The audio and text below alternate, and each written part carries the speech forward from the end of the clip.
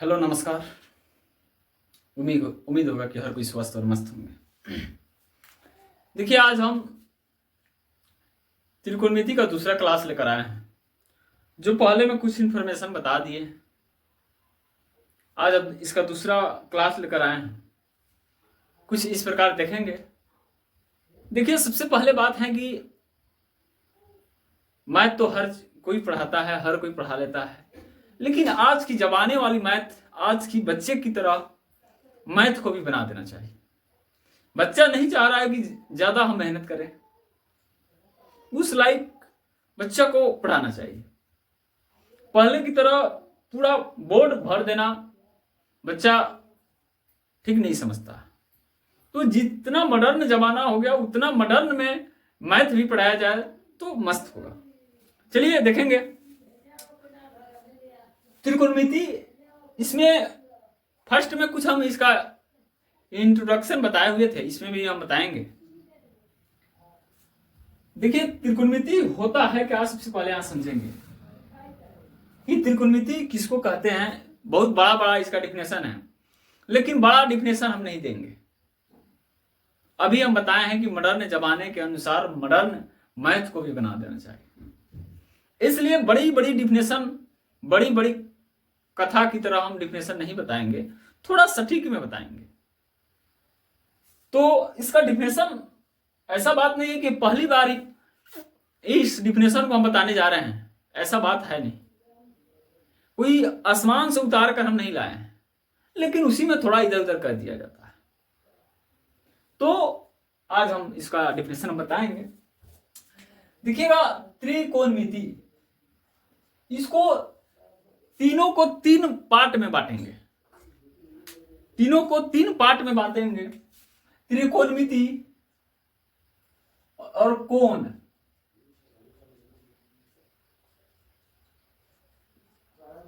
और मिति।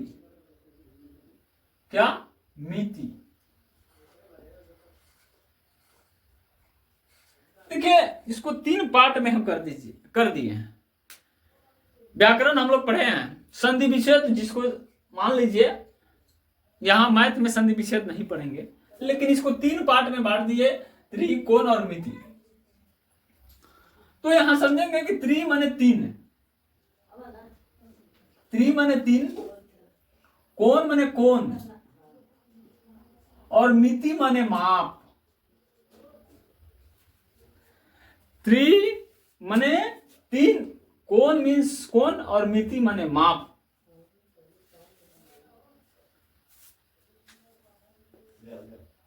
जिसे तीन कोणों का माप हो। यहां थोड़ा इसका डिफिनेशन इस प्रकार लिखेंगे, जिसे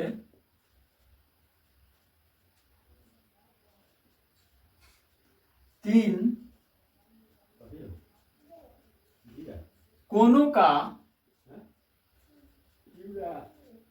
माप हो, उसे त्रिकोणमिति कहते हैं।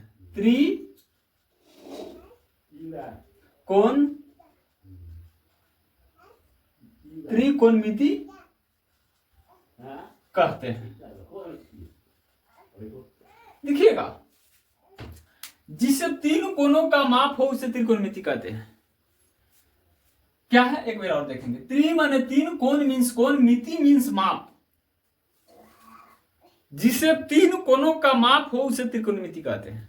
नो डाउट, कोई बड़ा डिफिनेशन का जरूरत नहीं है, कोई बड़ा डिफिनेशन का जरूरत नहीं है।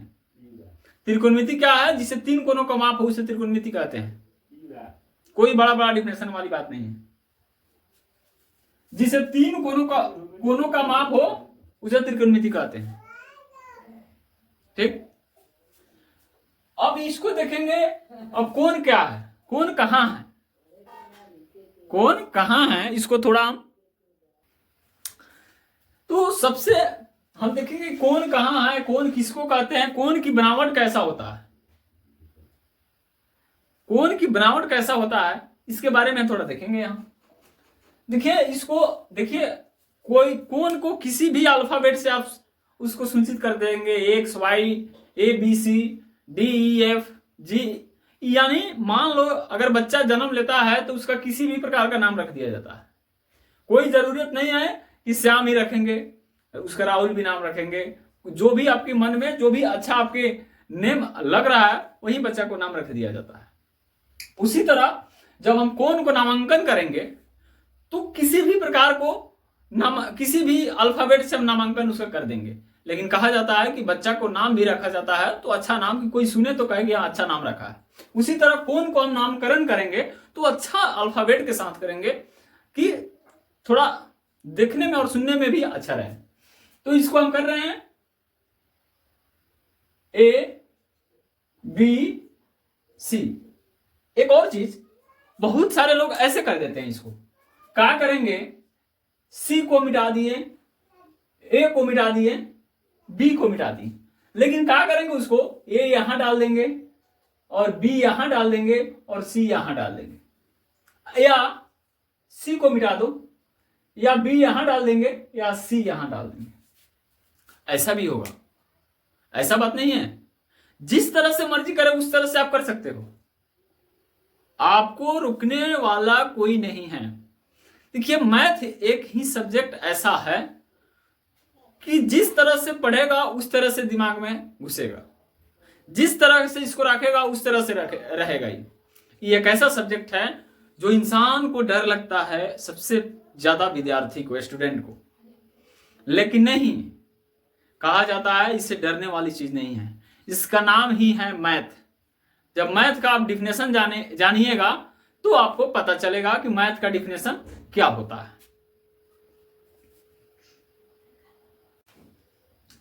देखिए मैथ ही एक ऐसा सब्जेक्ट है जो आप जैसे पढ़िएगा वैसे आपको दिमाग में रहेगा।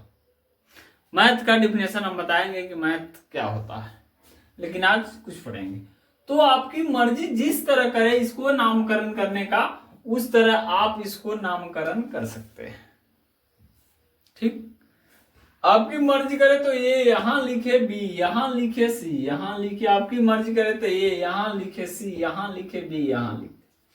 देखिए ये बताने का लॉजिक मेरा यहां है कि बहुत सारे बच्चे कंफ्यूज हो जाते हैं कि आखिर सर ऐसा क्यों करते हैं कि खाली ए बी सी लिखते हैं, बी सी ए क्यों नहीं लिख सकते हैं। यार जो भी मर्जी करे वो लिख सकते हो, ए बी सी लिखो या बी सी लिखो, जो भी चीज आपकी मर्जी, आपकी मन के अनुसार मैथ चलता है। अगर आप सोच ले कि नहीं हमको 2 और 2 4, नहीं सिर्फ डायरेक्ट 4 क्यों नहीं लिखेंगे, काहे जोड़े नहीं जाएंगे हम, तो आप कर सकते हो वैसा। तो चलिए ठीक है, इसको ए बी सी कर लिए।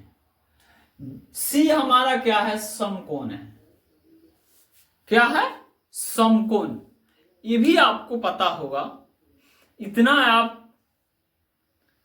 बच्चा नहीं है जो समकोण के बारे में आप नहीं जानते हैं।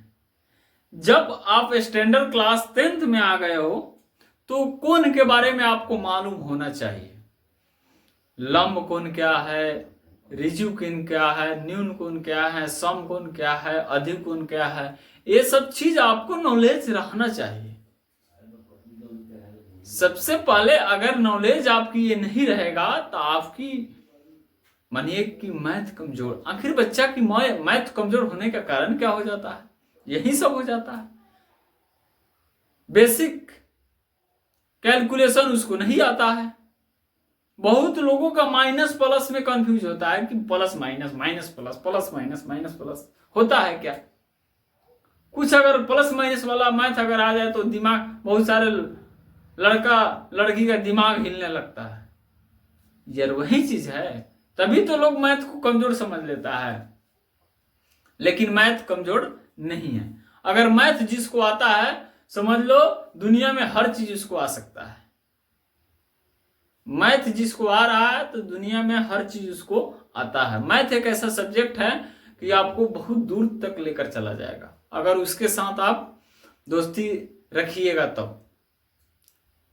तो उसी तरह मैथ से डरना नहीं चाहिए। मैथ से डरा हुआ जो मर गया। डरने वाला इंसान कभी आगे नहीं जाता है, नहीं आगे जा सकता है।